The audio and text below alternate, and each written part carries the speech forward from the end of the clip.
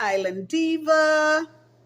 I am here and I'm about to season up my ground beef because I'm going to make a meatloaf.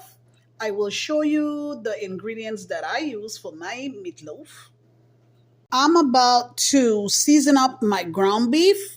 I'm going to be making a meatloaf today. And so far I have my ground beef here and I added the egg, one egg. And the egg is to hold the meat together. That's the purpose of putting egg in there. And I'm going to put a little bit of ketchup.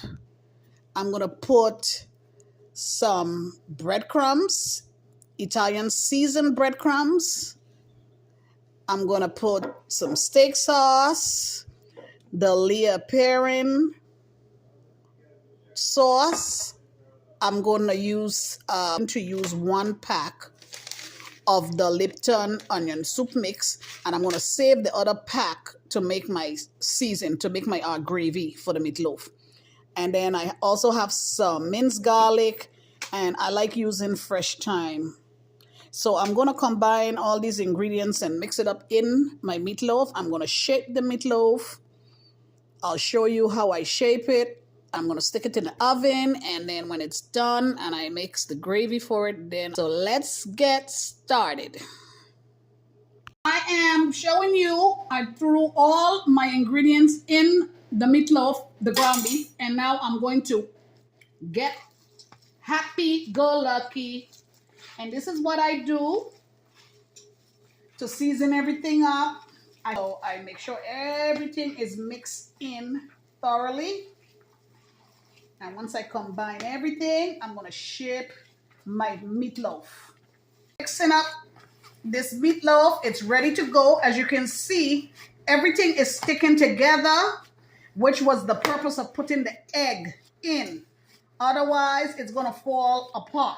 So now I'm going to transfer this into my baking pan, and I'm going to shape my meatloaf. Now with meatloaf, you can get very creative. I have even put chunks of cheddar cheese throughout my meatloaf. So if you're feeling cheesy, that's an idea. But I don't want that. So this is how I do my meatloaf. And I'm going to shape it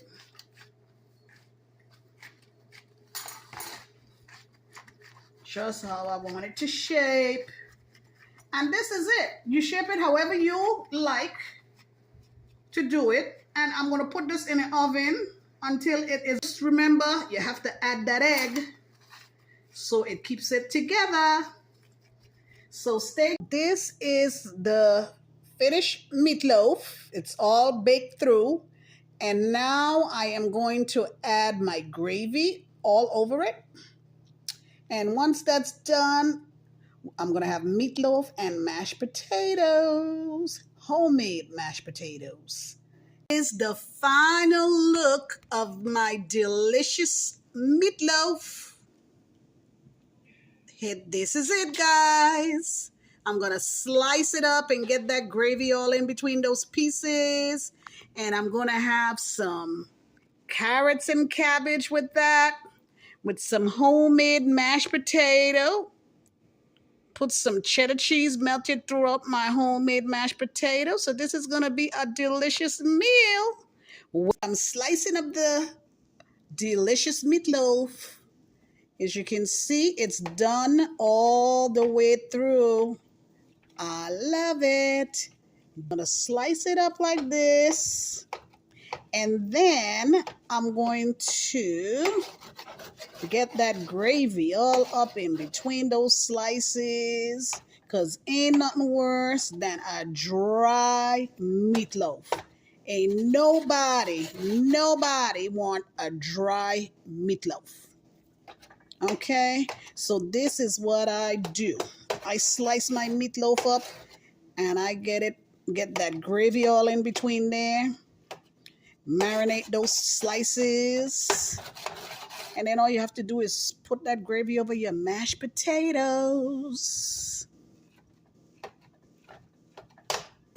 Okay.